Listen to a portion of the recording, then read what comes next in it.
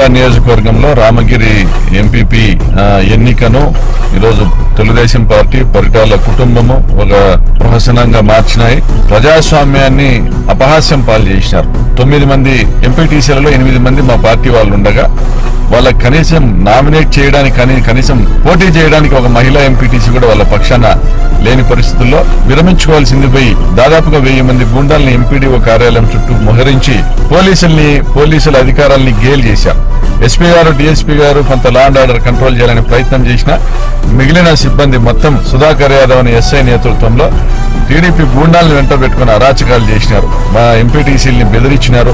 ఎంపీటీసీలని బెదిరించి వాళ్ళ జీపుల్లోకి ఎక్కించుకొని పోయేదానికి ప్రయత్నం చేసినారు. మాకు హ్యాండ్ ఓవర్ చేయాల్సిన మా ఎంపీటీసీలు కోర్టు ఆదేశాలతో రక్షణ కల్పించాల్సినటువంటి పోలీస్ డిపార్ట్మెంట్ ఎన్నిక జరిగినప్పుడు మాకు హ్యాండ్ ఓవర్ చేయాలి.